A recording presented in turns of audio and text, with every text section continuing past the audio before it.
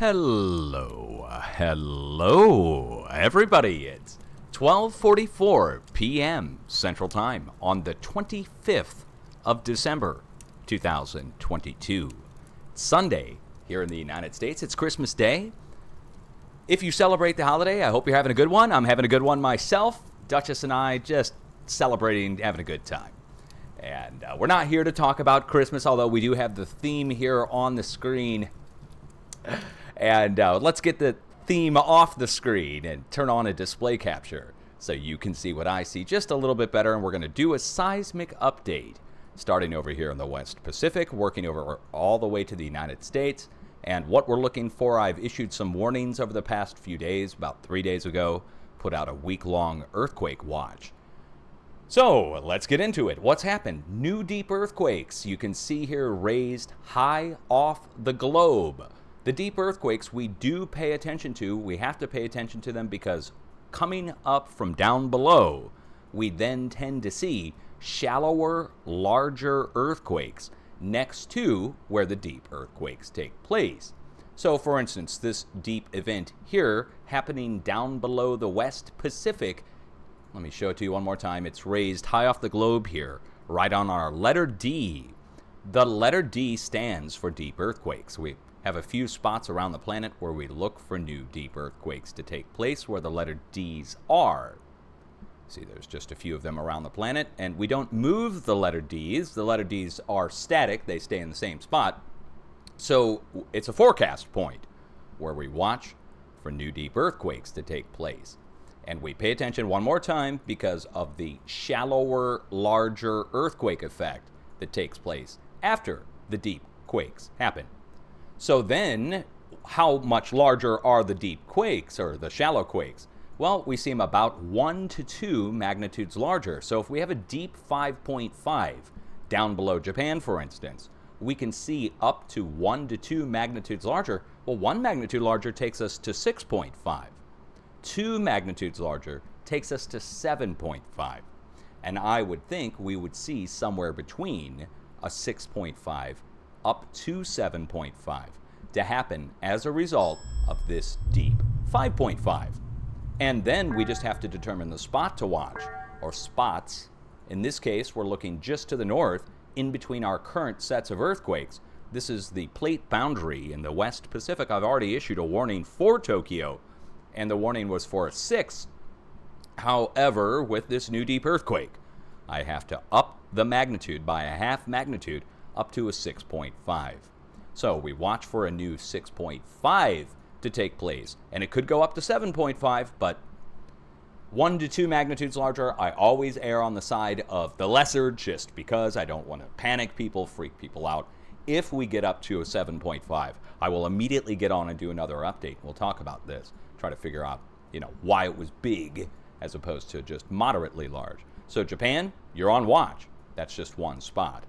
Now over here, we have another letter D. You see that, of course, down below Tonga and Fiji, and we have deep 4s. Now spreading from those deep 4s, look, going all the way down through New Zealand, down to the south tip, down to our letter X. Let me show you what's there. The plate boundary, the red line, goes from Tonga, down through New Zealand, down to the plate boundary where Antarctica meets up with the Indo-Australian plate. And that's where our quakes go down to. It's a perfect line going, and they're all about the same size. Wouldn't you say a 5.0 and a 4.9 are about the same? And wouldn't you say a 4.9 and a 4.8 are about the same? They're all within a hair of a point of each other. And if you take them all and add them together, guess what it equals? It equals 5.2 to 5.3. And that's the cumulative total of this wave that's going all the way down from up here, coming up from down below. Think of this like down in the basement. You've got somebody coming up from the basement, up the stairs, and we get up to the surface up here. So coming up from down below, spreading up to up above. And it's going across, 4,000 miles, 3,000 miles? From Tonga down to Antarctica. So let's recap. 2 lines of earthquakes, one going down to the south, one going over to the west, and you can see it. It's like a giant triangular shape here, going across the Indo-Australian plate boundary with the Pacific. Going up to Japan, I just talked about it.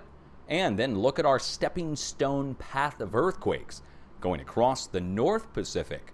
Let's go and take a look on the globe here, or on the map. I don't want to get into globe talk, okay? Anyway, up here to the north, 5.0, 5.1, again, another 4.9, and another 5.3. Just like going all the way down here, we have a 5.2 to 5.3 this way. Going all the way up this way, we have a 5.2 to 5.3 on the north side of the Pacific. Down here and up here. Two sides, spreading out and away from in the middle where all of our deep earthquake activity is taking place.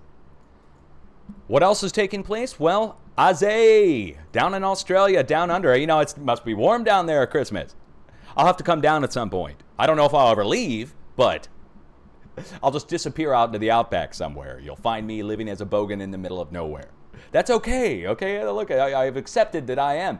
Now, down now, next to Perth, new 3.0. Going up to the north by northwest, I did not see if we saw any activity up here. I did not catch any earthquakes coming in the northwest. Normally, we see 4s up here, followed by 3s down at Perth, and 3s also over at Kangaroo Island, going to Adelaide, right down here. Sometimes as far south as Melbourne. But in this case, 1 3 on one side means another 3 is coming on the other. And I did not see, one more time, if there was any earthquake activity up here. So I'm operating out of a place of a lack of information on that. You guys will let me know if it did. If it didn't, we should see a new earthquake strike here very soon. Very soon. And it should go up into the Forest Range, coming off the northwest coast of Australia. Now, I have a warning going in Java, Indonesia. However, I have to move the warning slightly by about 200 miles. So we warned Central Java. It has now been hit, but I warned you for up to 6.5. A 5 hit instead of a 6.5. That's a magnitude miss for me. Spot on in the location. Magnitude miss. So we have to just we're still going to look for the 6.5 to hit. This is a smaller earthquake, but now it's further defined the spot to watch. We have to watch where all the rings from all these earthquakes are overlapping. That puts us in Eastern Java now instead of Central Java. So Eastern Java, Bali, and so forth, where all the rings are overlapping right here, we watch for a new 6.5 to take place, just like about the same size that's going to be up in Japan. So Japan, Indonesia. Now, before we go any further to the west, over to Europe, let's go across over to Central America and South America. And again, we were playing all kinds of great Central and South American music last night pertaining to Christmas and Feliz Navidad and so forth. I hope you guys are all celebrating down there. If you do celebrate it, Merry Christmas. But aside from the music, what's great? Well, we're talking about less earthquake activity right now. That's great to see. But now that there's been less, we can now see our open areas. So the number of earthquakes has dropped off in Central America, going down to South America in the last day and a half to 2 days. Again, it's just a handful. Take a look. 2 earthquakes, 2 4s reported. That's it. By the USGS, I should say. Anyway, so now we have a big open area across pretty much all of Mexico. This means South Mexico is due, unfortunately. We're going right here at the end of the year. We're going right here at winter solstice. And we have a big open silent zone across a whole country that's normally seismically prone. So what's the halfway point between this 4.5 up here and this 3.5 all the way down here? Well, if you go around the bends of the plate, brings us right into South Mexico, right next to Guatemala. So right here, we watch for the same size as the other 2 on the other side of the plate, 6.5. So Mexico is also going to be getting somewhere in the mid-range 6 level in the next few days. Now that's 3 mid-range 6s so far, and we're not done. As we go down to the south, you'll see there's a big cluster across all of South America's coast, going from North Chile, bending down and around and going back in like a U shape back across the South Sandwich Islands. Now, do you notice anything about the size of the earthquakes going across the South Sandwich Islands? This is the last 2 to 3 days worth of quakes. 4.9, 4.9, 4.9. And the spacing on that is perfect if you go around the bend of the plate for what looks like a standing wave, where you get the same spacing between each wave height or each wave peak. So think of it like this. A wave coming up and going down. A wave coming up, going down. Up and down. And at each pinnacle point is where we see our new same-sized earthquake break off. In this case, it's all about the same size, 4.9 to 5. A bunch of 5s going across the plate boundary. Where? Going from the coast of Chile down here, where the red line is, and it bends down and around and goes over to the South Sandwich. Do you see it? It matches perfectly. This is a day's to 2 days worth of movement. That's thousands of miles moving on a 5.0 basis. That's a lot. So what's causing it? Well, we trace it back all the way to over here. Same thing that's causing the 5s to go down to Antarctica this way, down to the south. So we're going to watch between our current sets of earthquakes. That's a lot. So right here, where both sets of 5s overlap, we're going to get a new 6, 5.9 to 6, coast of Chile into Argentina. Then where the rings overlap here, we're going to see a new 5.5, another new 5 to 5.5 here, and another final new 5 to 5 here. And then out in front of all of it, right at the last overlapping ring point, we may see something up to 6.5. So now that's 4 6.5s I'm issuing warnings for in the next few days. As I'm talking right now, a new deep earthquake has just struck over in the West Pacific. Let's get that on the screen here. A new deep 4.1 to 4.4, or is that 2 separate quakes? Hold on. Let's see. Yeah, 2 separate quakes, about 45 minutes apart. So one's down at 437 kilometers deep. The other's at exactly 300 kilometers deep. So again, think of these like coming up from the basement. Or if you're just not really understanding or you're new here, you know what happens when you lift on the underside of a piece of stone that's broken? Right? You put pressure on the underside of something that's broken. It just follows those cracks up through and continues to crack and break and push up. Okay, the same thing happens on a massive scale like this down below the West Pacific. That if it comes up down below New Zealand, it's going to spread up and out and away from where you're coming up from down below.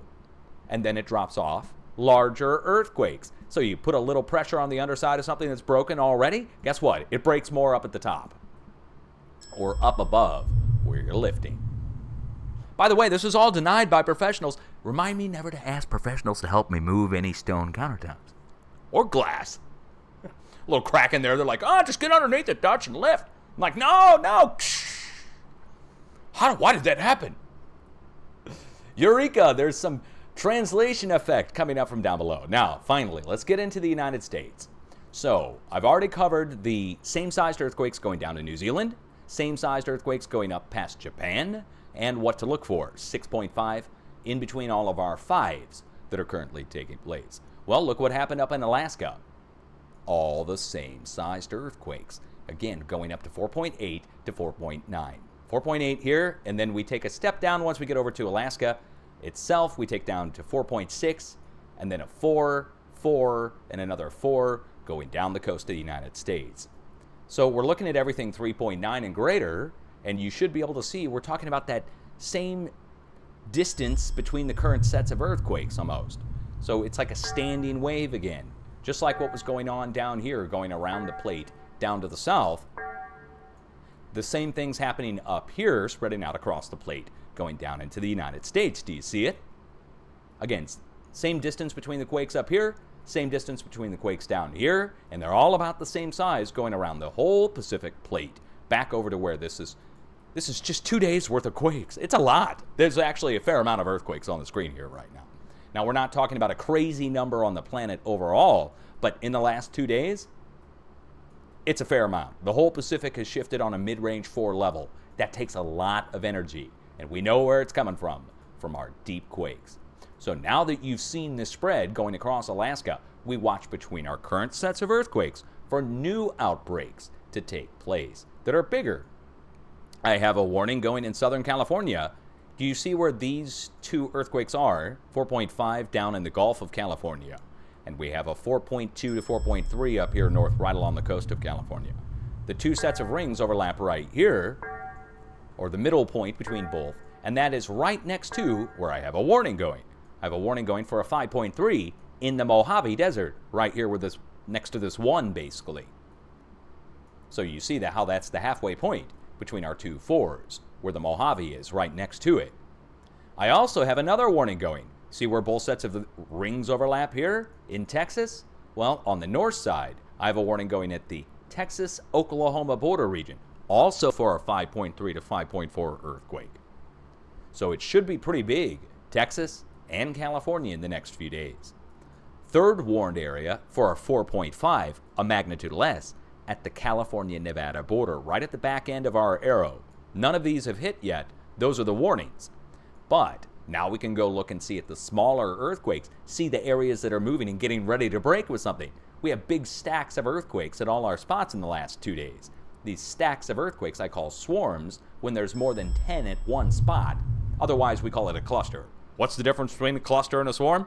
It's just terminology I've created, guys. It's just a swarm is 10 or more at one spot, and a cluster is 3, 4, 5, 6, 7, and so forth.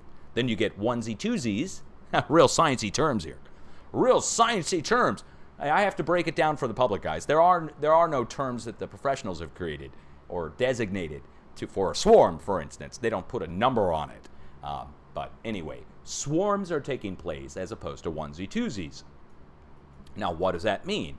Think of it like a drummer, just beating a drum slowly. And then we pick up the pace, the drum rolls, basically. Start rolling the drum really fast. And the snare drum is, picking up the tempo, beats per minute. That's what's happening now. And you can see it on both sides of California. One going along the coast, which is the famous San Andreas Fault.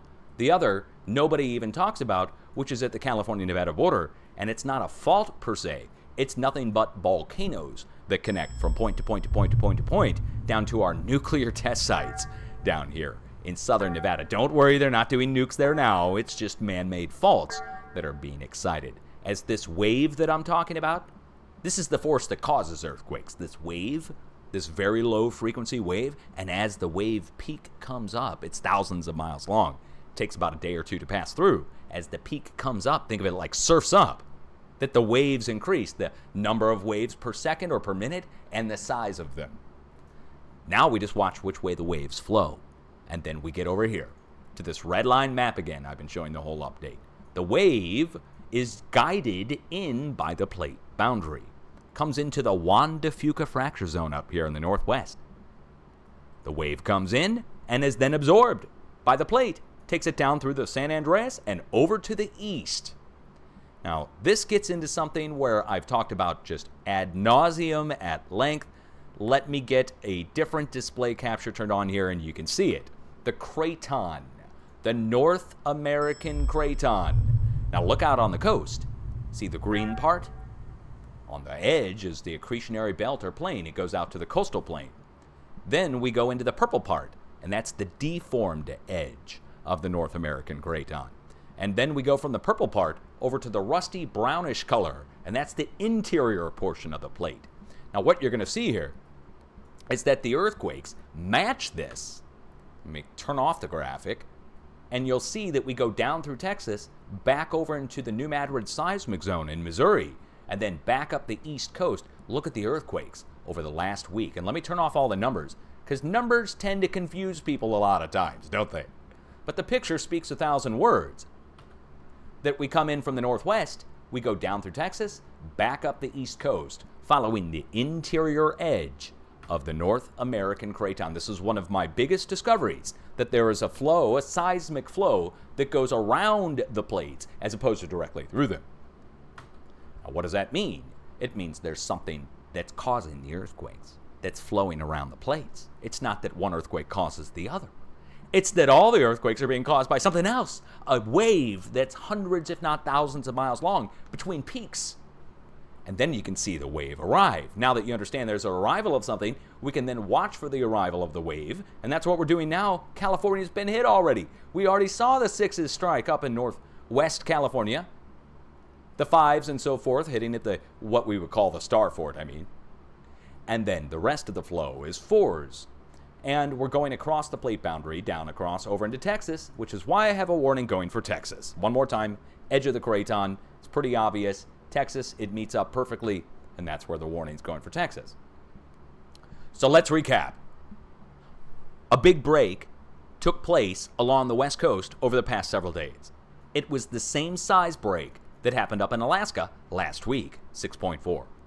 Last week, Alaska, 6.3 to 6.4. This week, California, 6.3 to 6.4. The flow going from up in Alaska down to the Juan de Fuca. Now, let's finally wrap this up with our warnings that we have going one more time. Southern California down in the Mojave, and I have a warning going for 6.0 level activity up at Vancouver Island in the northwest. Look where our rings overlap. These earthquakes were not here when I issued the warning, but now you can see it.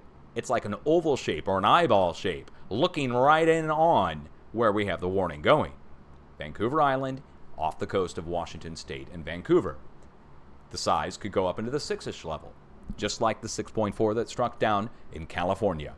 The 6.4, which struck in California, 2 fatalities. 2 fatalities, hundreds of injuries, hundreds of millions of dollars in damage, if not more. And the people in California, please hear me on this. 2 days before the big earthquake hit in Humboldt, just this week, 2 days before, a deep earthquake happened down below the Bay Area. And I zoomed in on the location, which I'm going to do again now, to show you what is there, because it matters. It was at a place called El Cerrito in the Bay Area. A deep earthquake happened down below this, a deep 4.1 that they downgraded to 3.6. Happened down below this satellite array. And there's also an antenna here, which looks like high frequency of some kind. There's a recycling center at the center of this, but really this is a old bastion fort that has either been abandoned or never discovered until I've looked at this. And they put a recycling center and a satellite array right in the middle of it. But a bastion fort, hundreds of feet high, about a mile wide or a half mile wide, and it's getting earthquakes down below it. Now, if this was the only one, I would say, okay, look, it's just chance. Down below a bastion-looking fort with the satellite array in the middle and a recycling center in the middle and earthquakes down below it. But we're finding these all over the planet. And the way I'm finding these star fort type locations, I'm not trying to get mysterious or, crypto whatever, any kind of weirdness, is that it's just the earthquakes are striking below them. That's what's drawing my eye to them. And I'm finding antenna arrays and satellite systems in them, as well as trash dumps and recycling centers. I can't explain it other than why would people put trash dumps and recycling centers as well as antenna arrays in the middle of these things all over the world like this, not just in California. It's just, I don't have an answer. I have to tell you what I'm finding. I will tell you if I figure out an answer for it. Now let's recap the whole United States. The United States broke on the West Coast this past week. 2 fatalities, hundreds injured. You had a 2-day warning for it. I put out the warning on social media on Twitter and on my YouTube community page. Both were attacked and shut down. I will keep issuing warnings for you as long as I'm still alive. Whether you get the warnings is an entirely different story that has nothing to do with me. Now let's go over to the west and go all the way across the Pacific and go look into Asia and Europe. So United States, you've got full coverage on what's happening. Asia, we have jack squat. Literally in the last 2 to 3 days, we have 1 earthquake reported out in Russia, or really right next to Russia. And then where? Across China? Nothing. I don't know if this is radio silence, as in we're not getting the earthquakes reported out of the area, but it sure does come across as odd with the rest of the planet moving in overdrive, going across the whole Pacific in a day to 2 days, all the same size quakes. Once we get to the border of China, we stop? I'll just say it. Let's watch right in the middle of the whole silent area here. But not just in the middle of China. Let's look around the plate boundary. One more time, these red lines really do matter. The boundary between the Indo-Australian plate and going up into China. See it? The plate boundary goes over the west, over into Nepal. So right there at the Myanmar border, we're going to get a new break. It's going to be the combined total of everything coming out of the West Pacific. That could go up into the upper 5 level. So right now, if we took all these 4s and 5s and add them together, we get to about 5.8 to 5.9. I'll warn for a 5.9 at the Myanmar border for the next 7 days. Over to the west we go. We have a current warning going at North India at Afghanistan. And I based that on the previous earthquakes from several days back, going back, I think, to the start of this week. You could see that the earthquakes overlap. The overlap point is right here at the India, China, Tajikistan, Pakistan border region. So the warning still stands there. As we go further to the west, Iran has now been hit. You can check Iran off the list. If you were keeping track of areas that we named in this last week's forecast, now it's been hit. It's been hit right next to the middle overlap point where the previous sets of earthquakes overlap. See how it's centered in the middle in between our pink earthquakes on the east and the pink earthquakes over to the west? So check Iran off the list. Now we have to warn over to the west. Take the combined total of all this. It equals 5.3. And it's going to be coming right in here over into Turkey where all the rings are overlapping. I've got a warning going already. In Turkey, south of Istanbul, next to the Isle of Lesbos, which is right here in the middle. Eastern Aegean Sea. Has not hit yet. But it's in Iran now. Let me show you Iran here on the red line plate boundary map. See where the red line goes? Goes from Iran over to the west into Turkey. And then we make a W-shaped bend that goes up into Italy. And I've got a warning going just north of the red line. Right in here. Okay. Size earthquake, going to be the same size as everything coming out of Asia right now. Which goes up into the 5-ish range, and we already have the warning. If you want to hear my warnings, they're in my video from 3 days ago over on my YouTube channel. Final warning for Europe stands, and it goes right here where all the rings are overlapping. I warned Bosnia and Albania. This is the tiny country of Albania, and the red arrow is over Bosnia. And see where all the rings are overlapping, kind of right at the Adriatic Sea? The warning stands. You go up into the 5-ish range. It's enough to knock down chimneys, take facades off houses, and we've even seen fatalities, unfortunately, in previous 5.0 level earthquakes there because of the structures. They're stone stack and cinder block and so forth, and those don't do well in 5.0 plus. As we head across Europe, we have a warning going which has already been fulfilled. You don't see the earthquakes here. Ukraine got hit and Poland got hit. So go check the European feed from yesterday if you want to go see those. Both were 3s, 3.6, and a 3.0. That's about a magnitude under what I warned for. I warned for 4.5 in Ukraine, and instead of 3.6 hit. I warned for a 4 in Poland, and instead of 3 hit. So we're within a magnitude. Those are the earthquakes we're looking for. I'm trying to get it down within a magnitude, but you can check them both off the list. I made a post on that over on my social media pages. We'll talk about my social media right at the end, too. Got a big announcement on that. Across Europe we go. We head down towards Gibraltar. We go across the whole country of Spain, and we dead end into Gibraltar. Take a look. Going across all of Spain down to Gibraltar. Do you notice anything? There's an open point. You could see that these should connect. But if they connected them, guess what that would make this? Its own plate. And they can't have that because they said it isn't. But I'm here to tell you the earthquakes go right along it. Right along and follow right down through it. So we flow out of Italy, we go up and back down to Spain. And same time we flow out of Italy, we go up like a ramp and jump up into the English Channel. And that's exactly what's happened over the past 2 days. We went up to the English Channel. You don't see that on the feed here anymore. It's more than 50 earthquakes old. Doesn't really matter. It was like a 2 or something that hit up here at the English Channel. It's the same size that's coming out of Italy, going back down on both sides. What's going on is this wave is trying to make its way out of Europe. The same wave that I've been talking about going around the whole planet, when it comes into Europe, it goes up, vibrates up into Italy, goes back down this way, down towards Gibraltar, and vibrates up and tries to go brute force around the plate boundary or the Craton edge. It also goes around the outside edge over to the east, over through Ukraine, up through Poland, and out through the Netherlands. So far, it's gone through Ukraine and Poland. Next stop is the Netherlands.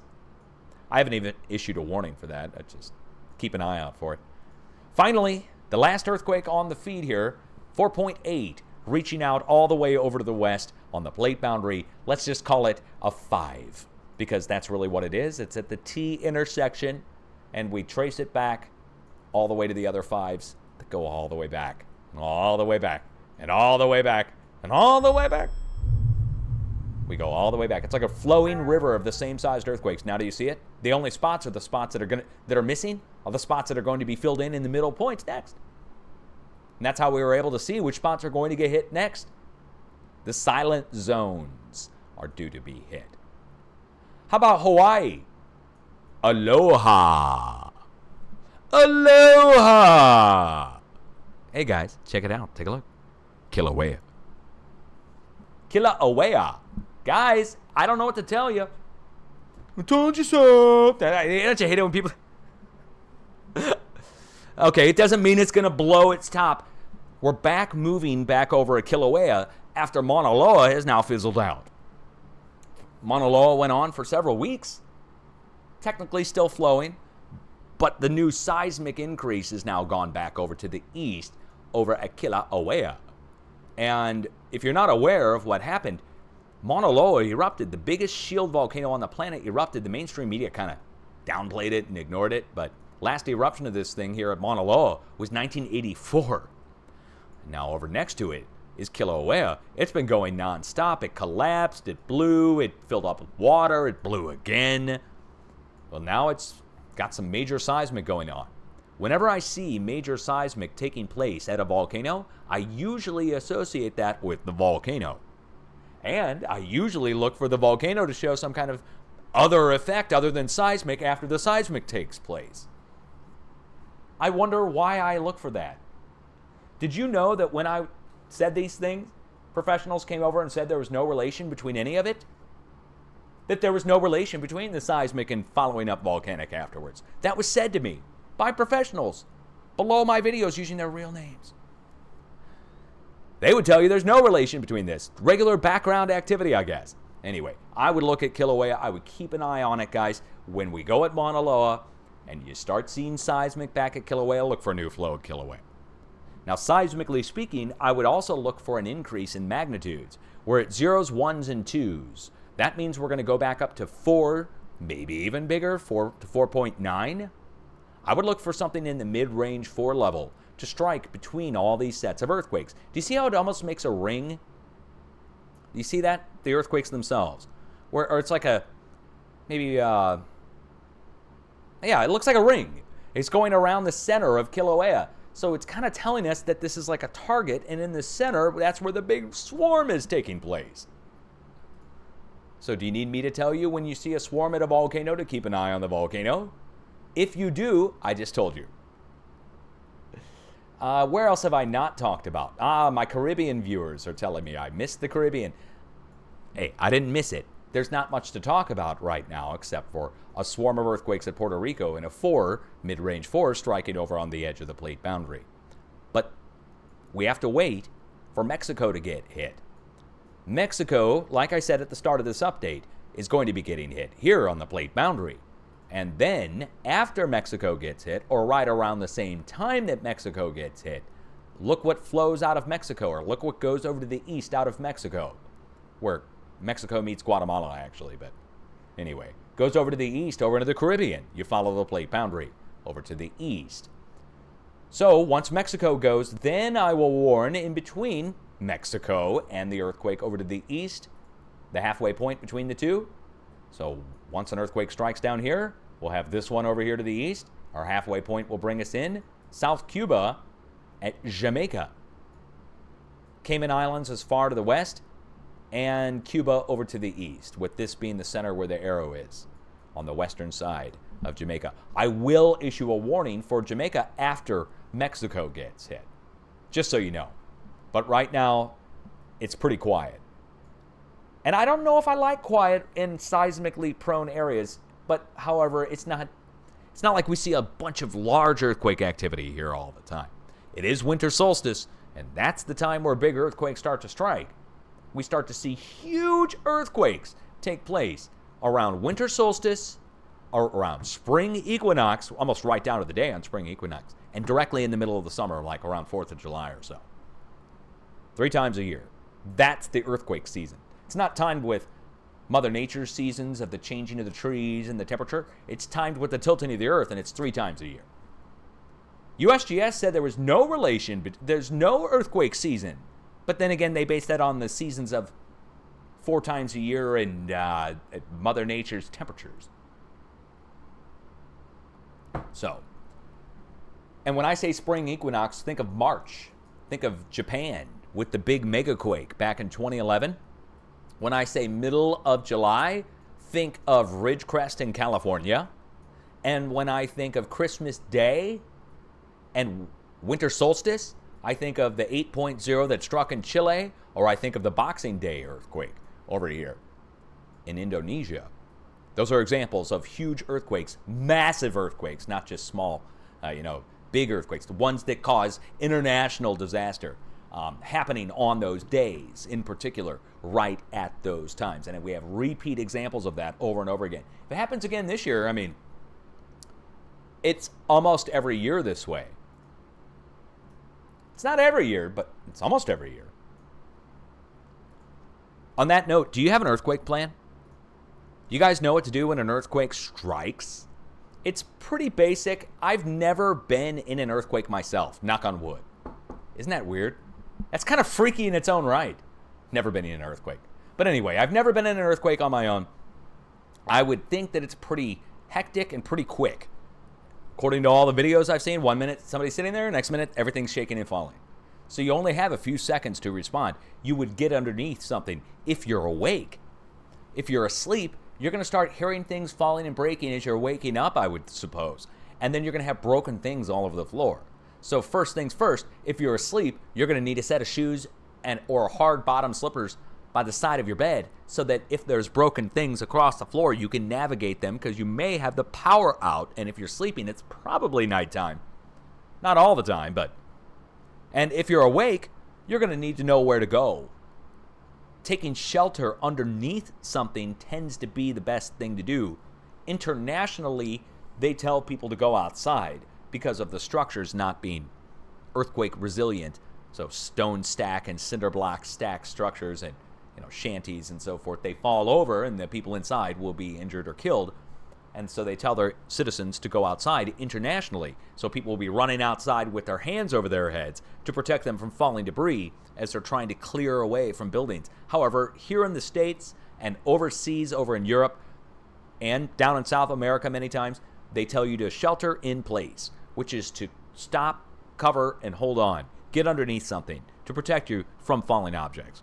Now, underneath something is not going to protect you from a collapsing building, so you're going to have to know what kind of building you're in to begin with and make those appropriate decisions. I'm not going to tell you what to do about running around outside. Good luck even running during an earthquake. Have you ever seen videos of people doing that? It's apparently pretty hard. The ground's moving. So, have a plan, know what to do, and finally, this is the most important part about any kind of thing that you're going through, even just mundane things in life, like maybe if you're in school or whatever, you got some big thing coming up. Don't be scared. Be prepared. It's like a Boy Scout type motto or Girl Scout motto. Be prepared. Know what to do when something happens, so that way at least you're not caught off guard. You can train and drill for these things. That's why soldiers and police and firemen, they all train and drill for these things. A fire is still something that's extremely scary, even to the most brave firefighter. It's flames. It's a burning building. That's why they train for it, so that when the moment comes, they don't freeze and panic or scream and run. So think about what you're going to do. I'm not trying to lecture you. I'm just reminding you. And then the thing you can do is prepare an emergency kit. That's kind of going to take a little bit of the edge off, is that you can have some of the things that you know you're going to need in an emergency kit ready to go. It's a change of clothes, a set of shoes, and it needs to be seasonal specific. It's freezing freaking cold here in the United States right now. So seasonal specific, also need to have food and water. Basic stuff met. Now the water is pretty heavy and it takes up a lot of space, so you might need one of those pumps or something. I don't know. You'll come up with the right solution for your situation. But do it. It's, the holidays, Christmas. You could go probably right after Christmas, go to the store and probably find stuff that you need on discount. The dollar store is a good place to go if you need to get disposable supplies too. So if you need to get stuff that you know is going to, go through batteries, you're going to stock batteries in your emergency kit, and you know you're not going to use them all the time, why not just use the dollar store batteries? You only need to get through for a couple days in an emergency kit. However, I've got other stuff in my emergency kit. I bought a Makita power tool job site coffee pot that works on one of those 5 amp hour batteries for your drills. It'll brew 2 cups of coffee. I also then had to get powdered creamer and some coffee for the bug out bag as well, because and the coffee has to already be pre-ground because I don't want to have to carry a grinder. I'll let you know my priorities. Yes, I've got sugar. Yes, it's not the White Death sugar. It's regular natural raw sugar. So I won't be drinking the White Death sugar right during the end of the world. It is what it is. You need to have the stuff that you want in your emergency kit. There's going to be hippies out there with you-know-what in their bag. There's going to be other guys out there that have got a 6-pack and a Mars bar. And then there'll be people that have stuff for their family and actual food. Okay, enough goofing around. I'm going to save this as a video, and we're going to put this out over on YouTube. I said I have a big announcement on my social media channels. I have hired a social media manager to start next week. And the social media manager is going to be managing the comments and all the BS on the back end and front end of my social media empire, if you will, on my Twitter and my YouTube and wherever else I make posts. I'm not going to be reading the comments from the general public anymore. If you had seen what happened to me this morning on Christmas morning over on Twitter, you would agree, okay? So they're going to be managing the comments and so forth. They're going to read it and relay anything to me that needs to be relayed information-wise so I can still get it. But I'm not going to be bothering with reading or even checking the comments or any of the other social media stuff. They're going to be doing that. I'm going to be doing my thing, making videos, putting out my content, making posts and so forth. But that's all I'm going to do. I'm going to click post and move on. I'm not going to come back and read what people have to say. And it's nothing personal. It has everything to do with people getting personal with me.